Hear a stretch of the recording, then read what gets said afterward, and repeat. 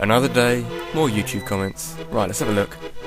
You should be shot for the remark that Final Fantasy VI is better than Final Fantasy VII. Damn that stupid transition. 240p, we mean to— oh, you son of a bitch!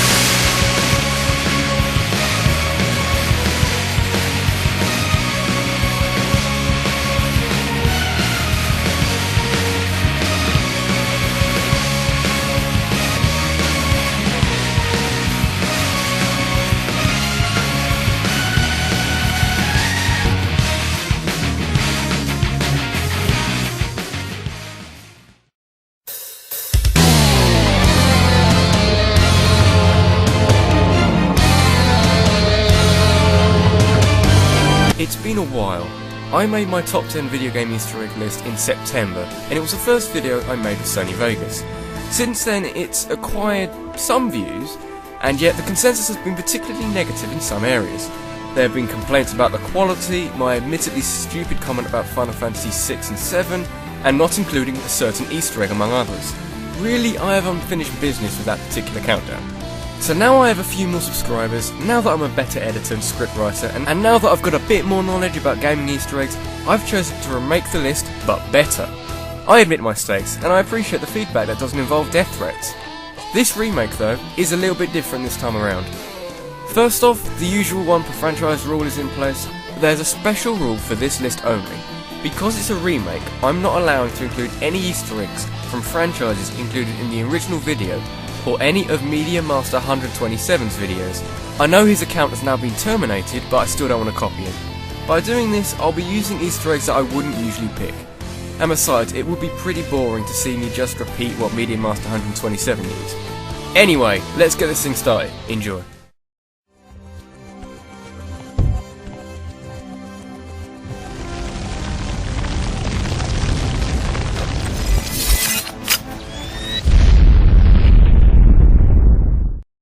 I suppose that it's fitting that we start off this list with one of the first ever Easter eggs in the video game history. Back in the day of David Bowie, and when Wikipedia looked a little bit like this, some people decided to make an Atari 2600 game inspiringly called Adventure. It consisted of a lot of coloured pixely screens, some dragons, and a key. Okay, this was 1979 and it was a gigantic leap forward in the gaming world, so I guess I shouldn't be too harsh. So on to the Easter egg. By going to the Black Castle catacombs and by using the bridge to cross over into the sealed passage, you can pick up a little grey dot. What exactly does this thing do? Well, you take the grey dot to the east end of the corridor below the Golden Castle, and if there's something else on the same screen, you can pass through the wall on the right, taking you to this. The developer's name! Yeah, it is a bit crude, but my god, it's important. The whole game was just about 4 kilobytes. I can't even think of a file on my computer that small. So to include an Easter egg that is actually incredibly advanced for its time is a great achievement. Major credit to Warren Robinett.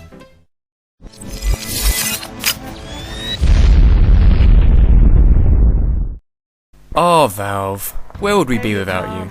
We wouldn't have so many fantastic games to play, we wouldn't have the heavy speech pattern. Who touched my gun? And we wouldn't have Episode 3 to bitch about. Valve are infamous for including all manners of Easter eggs in their games, and I could have honestly picked any number from the Portal games in my original video. But thankfully, Valve have another creative Easter egg platform, Left 4 Dead. In linking the two games together, I'm using an Easter egg from Left 4 Dead with huge references to Portal. No, it's not the bonus Portal campaign in Left 4 Dead 2, that's a community created map anyway. It's actually quite a simplistic one, but hey, it still makes me laugh all the same. All you need to do is find a jukebox and hit it lots of times, until a certain record comes on. You've probably guessed it by now. This was a triumph. I'm making a note here, huge success. Yes, this sort of stuff is kind of par for the course for Valve, but I love how out of place it is. I mean, think about it. Left 4 Dead is all about killing the infected and zombie-like enemies, so the last thing you would expect to hear would be the relatively relaxing and soothing Still Alive. This was a triumph. I'm making a note here, huge success. It's hard to overstate my satisfaction. Aperture science. We do what we must because we can. For the good of all of us, except the ones who are dead.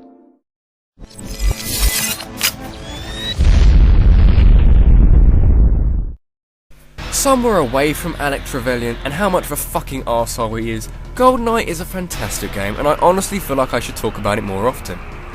And remarkably, Goldeneye actually has an Easter egg in the very first level.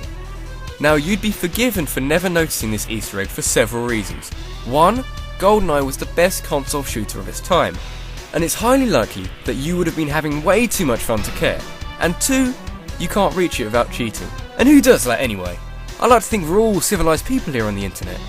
Even if you look at your destination with a scope, it's just a small island in the distance with no way of reaching it. Without a Game Shark, of course.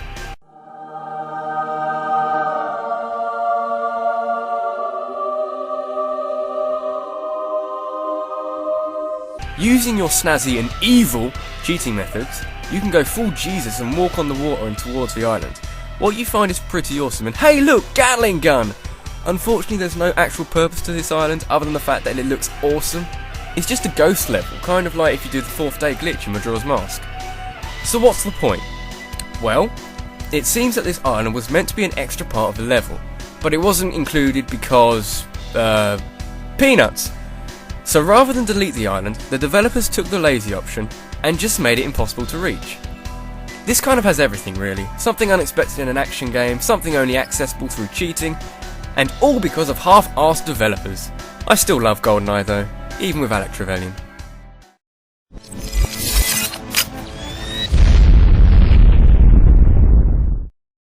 One of the most infuriating things about my old list is that I put nothing from Fallout. While I haven't exactly played much Fallout, I happen to know that it's a series with such incredible attention to detail with large expansive worlds. Of course, such a large world naturally leads to all manners of secrets and Easter eggs, and frankly, I'm a bit spoilt for choice on this one. Most of what made up my mind was if the footage was available. Eventually I did find one that I liked more than the others, but even so, the footage I found was laggy. So bear with me on this one. There's a shelter, I have no idea where, with some very interesting items inside. One is the stone head of what I guess is the President of the United States. I'm not very good with American history for some reason, maybe because I'm British. What we're really here for though, is these little things, the plungers.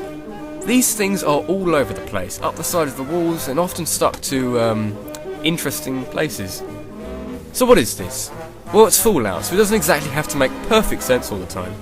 What are my thoughts? Kinda obvious, ain't it?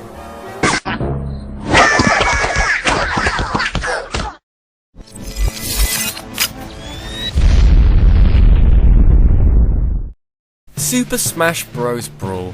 Where's the fault with this game? Well, other than the tedious Great Maze and the pointless event matches, I don't know, there's not much wrong at all. Plenty of unlockables, loads of characters and more stages than you could possibly want. And hidden within these stages is a very, well, interesting Easter egg. Masahiro Sakurai is a Japanese game designer who worked on Brawl, and even voiced King Dedede. He was the guy that was updating the dojo on a daily basis, and he had a big say in the development of the game. So rather inevitably, he decided to hide a cheeky little Easter egg in the Pokemon Stadium 2 stage. What was it exactly? A picture of his cat! I don't know why, but I find this hilarious. It might be something to do with the fact that it's just so simple, almost like, guys, can I have a picture of my cat in this game? What I also can't get over is the simple fact that I play Brawl a lot, and I mean a lot. I've even got a countdown partially based on it later down the line, and I've never noticed it before. It's genius! Oh, clever man!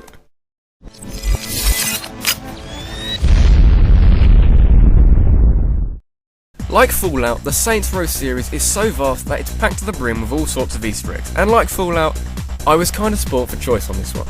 For sheer numbers, Saints Row 3 has more than enough Easter eggs for the budding hunter to chase down, even with a giant bunny on some sort of shipping boat. But instead, I'm looking at Saints Row 2, and happily, our giant bunny friend is there to greet us. It's kinda weird this one, it plays out like an Easter egg hunt, the game telling you have to follow the arrows for a prize at the end of it. It will lead you to solitary islands that you have to use a boat to reach. It's a bit of a trek, but it's worth it, as out of the ocean rises a giant purple Easter bunny of death. Think Sakurai's cat, but with buckets of weirdness. What does it mean? What is it for? Who made it? Is it a sign from the devil? Is the Easter Bunny God?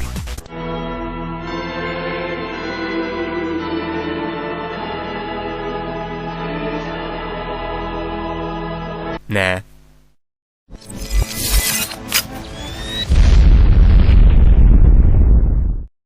Psychonauts is a fun game, a bit weird, but tons of fun all the same. It uses representations of different psychological setups to create some pretty special levels. Let's take, for example, the character of Mila Verdello. She's cool, laid back, and loves parties, so it's no surprise that when you enter her mind, it's just a massive dance party. Wait.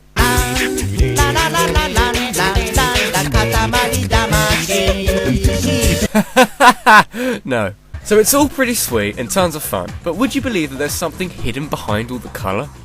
Slightly off the beaten track is a little opening to a very intriguing little room. As soon as you enter, Miller tries to discourage you from going any further, but unless you're the sort of person who becomes a servant of the Shadow Queen, you don't listen to her and you continue on. In the corner of the room is a chest that glows ominously when you open it. Miller describes it as a party killer, and she's not wrong. Miller has a dark secret hidden deep in her mind.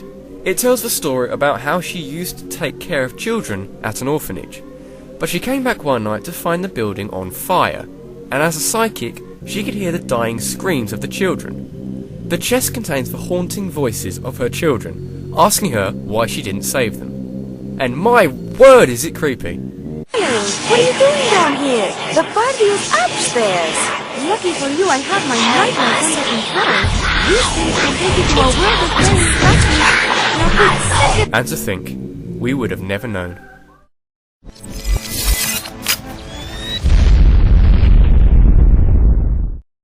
I'm a big fan of the ridiculous aspect of gaming. The notion of, hey, let's just put this in here because we just can, we're developers.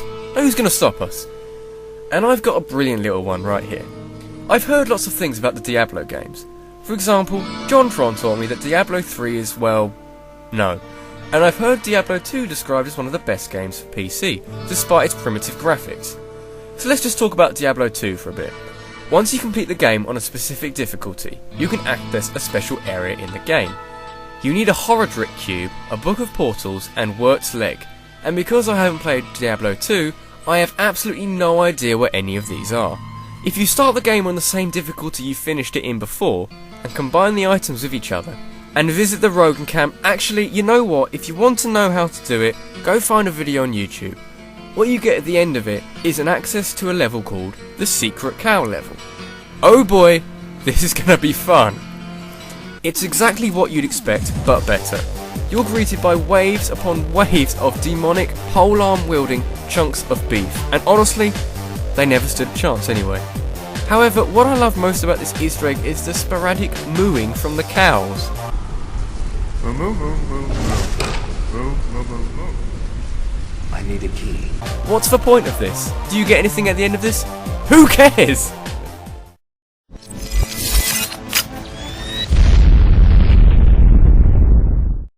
Let's face it, Nintendo has always been about the money making, and yet they often do it with such style and quality that it doesn't really matter. But then there's those moments where Nintendo done goofs themselves. You done goofed, didn't ya? There's the likes of the N64 Double D, Virtual Boy, and the incredibly unnecessary Game Boy camera. I guess it works well as a fun little camera for the child market, but it wasn't exactly a good camera. Clearly I'd rather take some crappy grainy pictures than play games like Tetris, Super Mario Land, and Pokemon Red and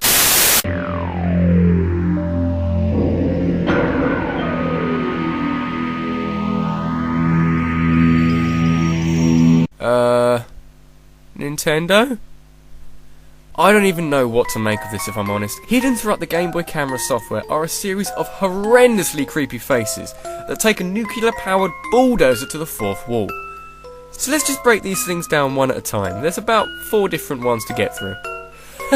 Fuck this job! These faces are used as a way of telling the user, in the most frightening way possible, that there was something wrong, like a technical problem. For example, this face pops up if there aren't any blank frames, and while it isn't too bad, it just kinda gets worse from here. You get a different face if you encounter a printing error, and Jesus H. Batman, is it creepy. Even if it's accompanied by some surprisingly upbeat music. There are a few more faces in the Japanese version that aren't too bad, especially from a country like Japan. The last picture brings me back to the one near the beginning. Unlike the others, it isn't triggered by a technical error. And unlike the others, the face is not only striking a pose, but it's actually talking to you using text. Now technically, I've seen a video of someone getting the other pictures from the same error, but this one suits the situation so well. For some reason, the game allows you to run at certain points, and for the curious sucker who thought that this would be a good idea, they're greeted by this thing. And just to think about it, that's some serious fourth wall breaking right there. Kinda like you're trapped within the Game Boy camera itself. Oh, and you can make Shigeru Miyamoto dance at the credit screen, but, you know, that's not too interesting.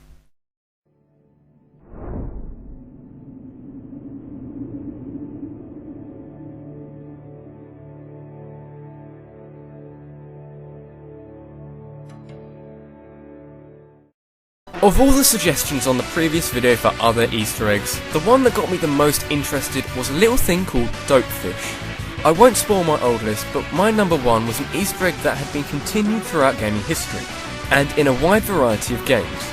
The story of Dopefish is actually quite similar. Firstly, this is Dopefish. Doesn't look too impressive, does it? Well, it originates from the game Commander Keen 4, Secret of the Oracle. It's described in-game as the second dumbest creature in the universe. Since Commander Keen, it's erupted into a sort of computer gaming in-joke. And since then, it's been seen in, holy shit, how many games? Let's just take time to look at a couple of these. It's in most of the Quake games, as well as modern games like Rage and Deus Ex Human Revolution. It's also been in games like Max Payne, Daikatana, and even Portal somewhere. In short, it's a computer gaming sensation, and a great example of how you can take the most stupid of icons and go mental with it. This has been RabbidLuigi. Thanks for watching, and I'll see you all next time. Take care.